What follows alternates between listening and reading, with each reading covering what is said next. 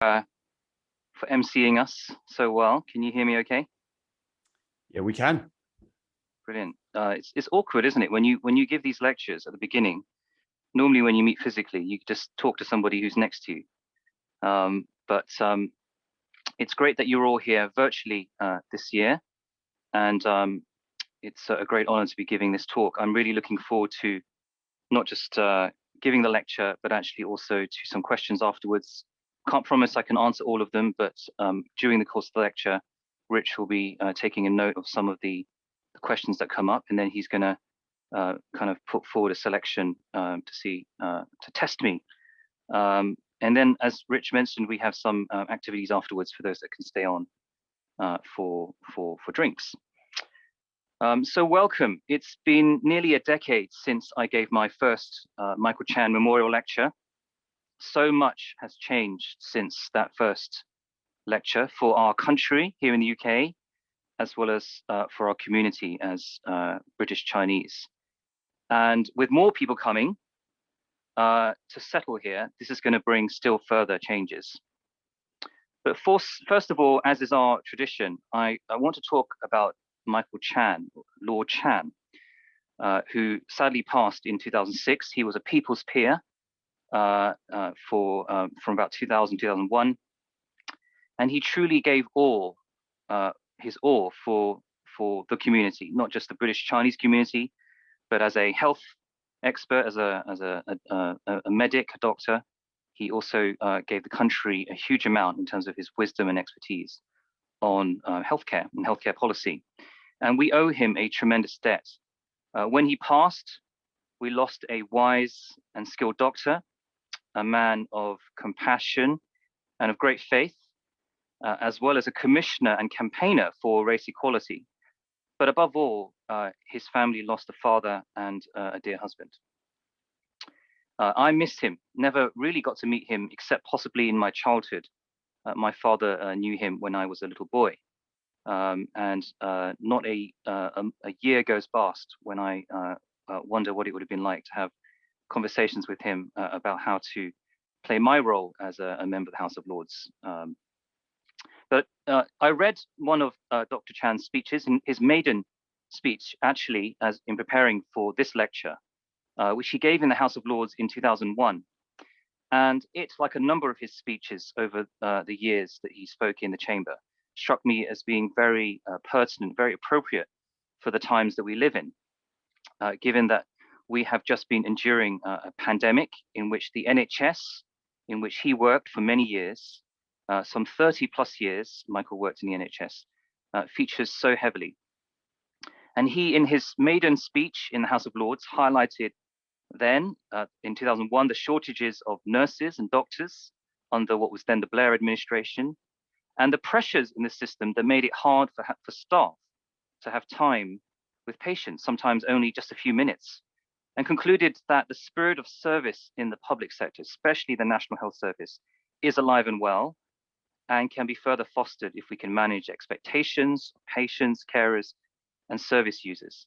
He also spoke about the need to communicate clearly the reality of what can reasonably be achieved with the resources that are available today. Comments and thoughts, I think, that will echo for us over the last given experience that we've all had in the NHS over the last year. Dr. Chan understood the need to communicate expectations clearly and to ensure that the right resources were there ahead of time to ensure that the country and its communities can cope. These are themes I hope to touch upon in my own lecture tonight. Later on March 20th, 2002, Lord Chan spoke in the chamber for the first time in a debate on multiculturalism. One passage of his speech stood out to me, which again, I'm going to come back to tonight, which is the importance of welcoming and involving people from minority ethnic backgrounds to enable them to buy into and see the benefits of being part of British society. I'm just going to read a paragraph, a passage from that speech that Lord Chan gave in 2002. Our vision of a cohesive and successful Britain where cultural diversity is valued cannot be built just on a set of common values. Our citizens from diverse backgrounds need to be convinced that they are valued by the way they're treated in their daily experience of life in Britain. Being treated fairly by employers, colleagues in the workplace, the police, the criminal justice system, and all public authorities, including the health service, is the proof that we all subscribe to common values of the equal worth of all our citizens, irrespective of ethnic, cultural, and religious backgrounds. This is the way that ethnic minority people and communities can develop a sense of belonging to Britain. And this speech, which was given at a time when there had just been race riots in the UK, together with the maiden speech that I alluded to earlier on, these prescient speeches ring true now as they did 20 years ago. As we come out of the current lockdown, we've witnessed the power of expectations, which he touched upon, being managed well and less well, globally and here in the UK, to modulate demand and pressure on our healthcare system, and to encourage now take-up of vaccination in a context of higher BME rates of COVID deaths and infections. Equally, we've learned, sometimes the hard way, the need to have the right resources and skilled people in place. Again, often from Chinese and other minority backgrounds in the NHS and other frontline services, so we can continue to receive treatment and care, both for COVID and non-COVID reasons. And then with the BLM phenomenon last spring and summer, coupled with the increase in xenophobia and racism towards Chinese people in the UK, the whole issue of how we work out our identity as those of a different culture originally within Western society in post-Brexit Britain is very much front of mind for many of us. So the issues that my predecessor highlighted and raised attention to in his day are heightened and very much still in need of discussion today. For us as a community, in many ways, this is a time that represents both a threat and an opportunity. A time, to paraphrase the Chinese proverb, of danger, but also of promise. Because there is great uncertainty. We're in the midst of a pandemic, one which has impacted minorities often more than the wider population. We've just come out of Brexit. The West is locked into a potentially escalatory confrontation with China. And as more people of Chinese extraction settle in Britain, there is a risk, particularly in places such as Manchester, which have been so welcoming of Chinese people over the years, of confrontation. The virus and its characterization early on in the pandemic as a Chinese phenomenon has led to heightened racism. The highlighting of human rights abuses in the West by the CCP has in turn had an impact on how ordinary Chinese are perceived by those who cannot distinguish sometimes between East Asians, let alone different Chinese people. The risk is that for many young Chinese, the way they're treated will lead to resentment and weaken the ties that bind them to communities and enable them to play their part in society here in the UK.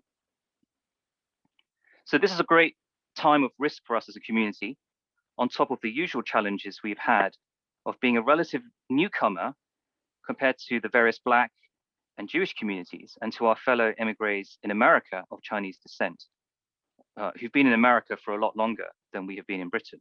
On top of the challenges of being, as Sun Yat-sen said, like sand, a people divided even if numerous. And until recently, at least here, we haven't been that numerous.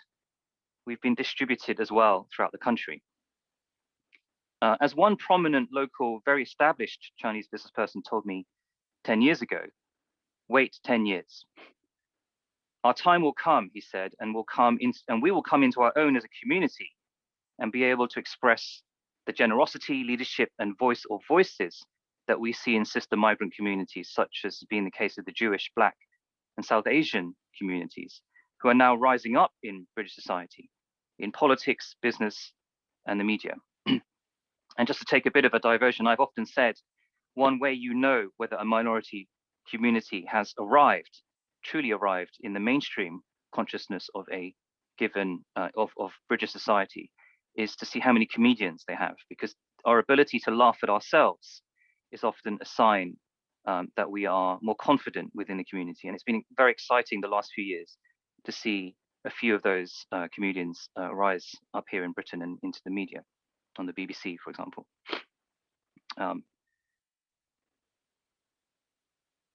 We're not here to take over or to undermine on behalf of some foreign power. We're here to play our part, to bring different perspectives and resources, to celebrate being British, being part of Britain. In short, we're here to help, which I know is something that many I've worked with in our communities yearn to do and do on a daily basis. So now we have leaders in Parliament. We've got 2 MPs of Chinese descent. We've got comedians, more than one, and are increasingly visible in the worlds of fashion, health, journalism, and business and entrepreneurship. More needs to be done to see those from our community stepping into corporate leadership roles, whether in the FTSE 100 or more, the Magic Circle firms, despite there being so many employed in them from British Chinese backgrounds as lawyers, accountants, engineers, many of them are involved. But I'd like to see more of them on the boards, as MDs, in the very highest C-suites. We need a doubling, at least, of parliamentarians to reflect our composition as Chinese people as a percentage in the population at large here in the UK. In many ways, we're on a journey, one that is similar all over the world as people go from their village, whether in South China or Essex or Northern France, and head over to the cities to make a new life for themselves. We, if you like, are like sand that is flowing through a river or rivers to the sea. For those like me, you start off sometimes unconscious of how far you've come, of the struggles it took for your ancestors to leave the farm or estate and head out onto a path whose end you're uncertain of, traveling many miles to go to a place where you don't speak the language or know the customs. You could say that those of us born here, myself included, many of us start off thinking we are a local, that we're white, a British-born Chinese, a banana, as is sometimes our description, unconscious in the awareness of our origin. So we start at a low level of consciousness of our own ethnic identity. But then, as I had to do when I entered Parliament, you have to start to learn about who you are and where you've come from. And I would actually encourage all of us to do that, even if you're not Chinese. I know that there are many faces here, many names that are from many places around the world. And even if you're in Britain, no doubt you have parts of Britain or parts of the world that your ancestors came from. And it's important that we discover our identity and our heritage, to have a higher level of consciousness. And as we continue that journey, you realize that others in your own ethnic group or from your cultural background, they need help, whether they're Cantonese or from Essex, whether they're from overseas very far away or from just down the road.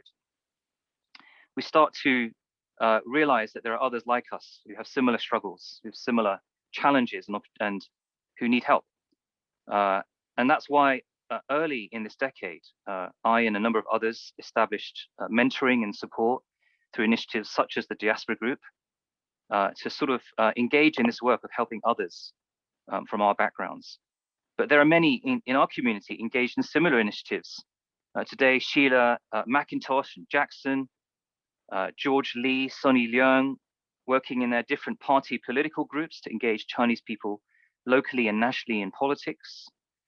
People like Alan Mack with his Blossom Awards initiative to highlight those who are here in Britain from Chinese backgrounds who have excelled. Sarah Owen MP, who's raised the issue of xenophobia, even in Parliament. Edmund Yeo and CIAC and many others providing legal advice. Steve Lau raising the profile and remembering the sacrifices of the Chinese who've been here, who've served the nation in different ways, even back to the World Wars. The Ming Ai Foundation, which highlights the heritage Chinese have here, dating back centuries. And then the work of CARG, C-A-R-G, tackling racism in the media and society. And of course, both governments, whether abroad with the FCO and our main government, cabinet, prime minister, the embassy here, have been supportive over the years to tackle issues such as racism in our community and against our community. There are many incredible initiatives that highlight amongst many others amongst the Chinese community centers, amongst schools, faith groups, support groups, established to work with the Chinese community, often from the Chinese community, to help each other and to help wider British society. And then even beyond this, some of us realize that there is help that's needed not just amongst the Chinese community, but among other minorities, other hidden minorities, including, for me personally, I've realized that many of the white working class communities that I grew up alongside in Milton Keynes are also persecuted in their own way, also struggle to be understood and represented. And as you well know, white working class boys have pretty much the lowest attainment in school and social mobility. And we can learn also from others, such as the Jewish community, who gave so much back and who do so much in both the UK and America, who are, on the whole, greatly respected for their contribution, despite the recent awful return of anti-Semitism.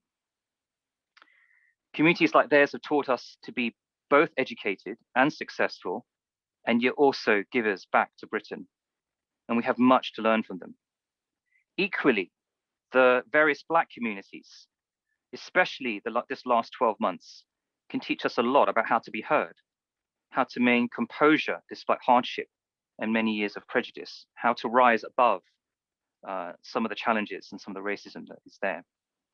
Finally, we reach a point where you realize beyond race, beyond my culture, beyond being an individual with whatever identity you have here in Britain, that actually there is an even higher level of consciousness, which is this, that Britain needs, and why what Britain needs, and why we're all here, whether you're Chinese, Jewish, Black, South Asian, white working class, remembering that even white Britons are, on the whole, 2/3 of the English are Huguenot by descent, so from places like France and the Low Country.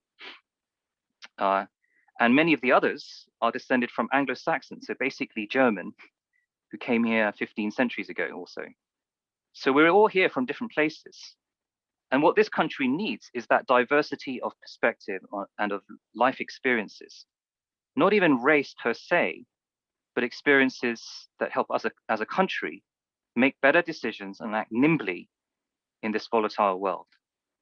It's been said that without the Huguenots, and then later on people like the French and Germans and others that came here through successive waves, that we would never have the Industrial Revolution, that we would never been able to kind of create the trading network that we created.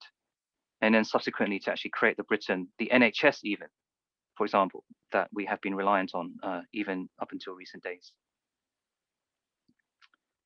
So I want to turn to the events of this year and what lies ahead, having looked a little bit back at the past and about the growing consciousness, the journey that we're all on as sand that's traveling these rivers, whether from far away or nearby. And as I talk about the days ahead, I'm not going to use this lecture to talk much about the politics of what's happened in either Hong Kong or the B&O policy or the geopolitics between East and West right now. My views, as many of you know who's read my speeches in the Lords and elsewhere in interviews, my views align with what the government and the Prime Minister have, the position they have, which is to be robust in asserting the values of human rights, free speech, and freedom of conscience. But above all, to take care about the people on the ground who may get caught in any crossfire economically, physically, and psychologically as tensions escalate. Above all, we must resist xenophobia of any kind, any return to talk of yellow peril, which so plagued this country and others in the West in the 20th century, even if relations deteriorate. We must also choose our words carefully and decide whether they're going to lead to a genuine improvement in the livelihoods and situation of people, whether in places such as Hong Kong or here or elsewhere. So I want to use this lecture right now to appeal to my fellow parliamentarians and media commentators that whatever you feel about China and the Communist Party, never let it be interpreted as an attack on ordinary Chinese people, either here or around the world. You might think this is not intended, but as one unnamed advisor to an MP said to me many years ago, an MP who's very much opposed to what's happening in China and in parts of China, this advisor said to me, "Nat, it's a shame that you're Chinese. Otherwise, we could do so much together." That's not right. And that's not the kind of behavior we expect to see from British parliamentarians who should be setting a higher standard. The hardest thing in the world, as I've said before, is to share power peacefully and not take it or withdraw it by force. That is the same, and that is true here as it is abroad.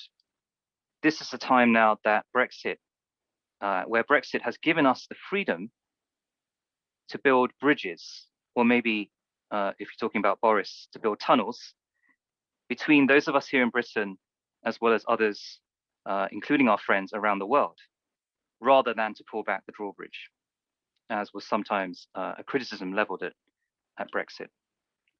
It's time for the sand, if you like, together with all the other ingredients that exists here, to become the concrete that we now need to build. And here I paraphrase and quote the late and much loved Rabbi Sachs, to build the home that is waiting for us to build together, the home that we can call 21st century Britain. One example of this closer collaboration within the Chinese community that we could build, as well as with those from other ethnic backgrounds and other backgrounds, is the work underway to support all existing and incoming British Chinese here, including those who have arrived or will arrive in the last year or in the years to come from places like Hong Kong. I'm pleased about the various initiatives in our community and by the government to provide more local resources and signposting and mentoring to help ensure that those who are settling here, whether they've been here for a long time or who are just arriving, can find their feet, get a job, invest, find community both amongst the Chinese and wider British society locally. And I would urge those here and urge those thinking about arriving to get involved in parts of our country that need your help, that need to be leveled up, to create jobs and to connect Britain to the East and to all parts of the world. There are initiatives such as the 10 new free ports that are due to be announced later this year. Each have the potential to become a mini Singapore in their own right. And it's encouraging, on top of this, that the majority of British people look favorably on the British Chinese community and on those who are arriving and see them playing a positive role in Britain. And we look forward to seeing that being true for all Chinese here, because at the end of the day, if you're a citizen of this country, you have to put this country and its people first, as well as looking after your own family, business, and celebrating the culture that you come from. So today I'm excited to be able to share news of a project that a team of volunteers have been working on that I've heard about, which I think is worth sort of sharing the news about, which is that they've put a wiki together, a bit like Wikipedia, intended for all Chinese in Britain, as well as others, who wish to share resources collaboratively, information to help those who are settling here, who've perhaps been here for a long time, as well as just recently arrived, to thrive and to get involved in and invest in communities and to make use of the public services here, as well as to be entrepreneurs and to use their ingenuity and hardworking spirit that we're famed for to benefit the nation and communities that have been hit very hard by this pandemic to build back stronger. It's still early days, but more volunteers are needed to help moderate and contribute to this wiki, which you can find at the following website, which Rich will share. And it's also possible for people to share anonymously. And some people need to do that for various reasons.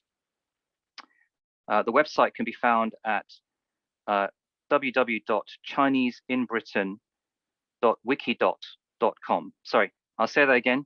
chineseinbritain.wiki.com. No www. There you go. It's on screen. I would invite you to check it out and find out more and get involved. The aim of this wiki is for it to be apolitical, so not taking a stance on any of the issues that we would normally debate, but it's about providing practical help and signposting to help those settling here to integrate well and to find out all the good things that are being done in and beyond the Chinese community in Britain. So please do check it out and get involved if that's helpful to you. One of my ancestors, I think my great-grandfather, was involved in creating a similar guide for Hong Kongers, for people arriving in Hong Kong from the mainland early in the 20th century. It was like a written sort of guide. So I do want to commend those who've taken the initiative to establish this wiki, since we need more resources such as this to help people to find out what's available and to navigate the resources that are available in our own community and in wider society. And I commend those, this and other efforts right now that are taking place, other initiatives, many of which are actually mentioned in the wiki, to organize and to collaborate and to provide a means for all of our ideas to be shared to help those who are coming and who have arrived in the last weeks and months. My time is nearly up, but I want to close by saying that shortly, I and others will be announcing even more news about how we can join with other communities, Jewish, Black, working class, white working class, to both make a difference, but also have a stronger voice and gather the resources needed, sometimes which are limited from our own sources, to enable us to organize, to speak out and cut through, as well as to shape the agenda positively rather than reacting to events. We need to be realistic. And I think Lord Chan, if he was here, I think he would agree about expectations. At the moment, we have 500,000 people. We may have more from Chinese backgrounds in the UK. But we're still one of the smaller minority groups.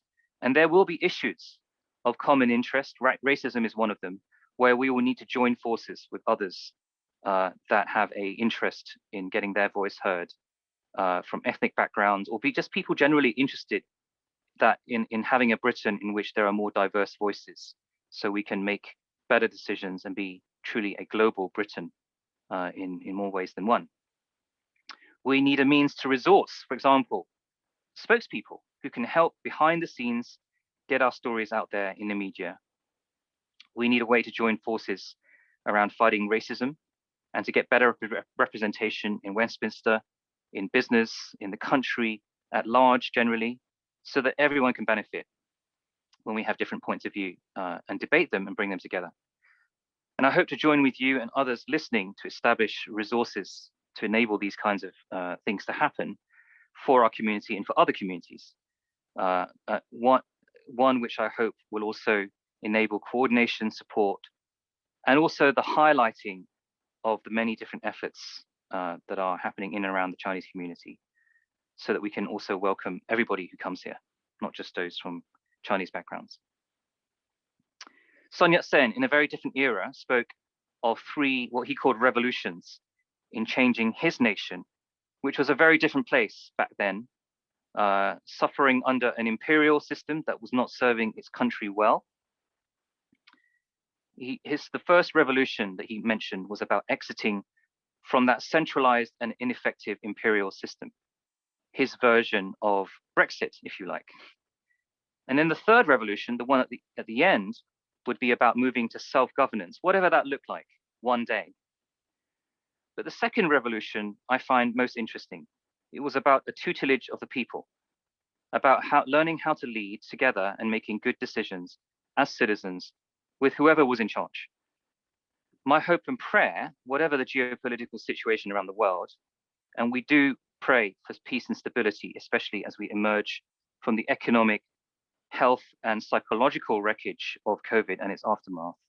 My prayer is that we here in Britain, together with the rest of the people here, who have all at one point had ancestors leave a village somewhere in the world and country, even this country, to settle, whether that village was in Germany or the Low Countries or the Celtic Fringe, Viking lands or Normandy, as well as Asia, Africa, and other continents. My prayer is that we'll all learn to make decisions better together, to incorporate different perspectives, including those of Chinese people, whether from Singapore, Hong Kong, or the mainland, Malaysia, anywhere else, so that we can truly be, as a nation here, more leveled up, stronger, more nimble, wiser, and yet also more humble. A place where we help our friends out there in the world through trade, cultural exchange, through sharing the knowledge we've acquired from hundreds of nations and peoples that have helped make Britain and the United Kingdom what she is today, not just a nation, but a place you could argue which is a global village. The sand that Sun Yat-sen mentioned, with a bit of faith in each other and in what we're called to do on earth together, can become cement, as it were. Together with cement can become strong, yet a flexible concrete that allows us to build bridges and tunnels, both within our nation, as well as with other nations around the world, at a time when all of these are so much very sorely needed. Thank you very much.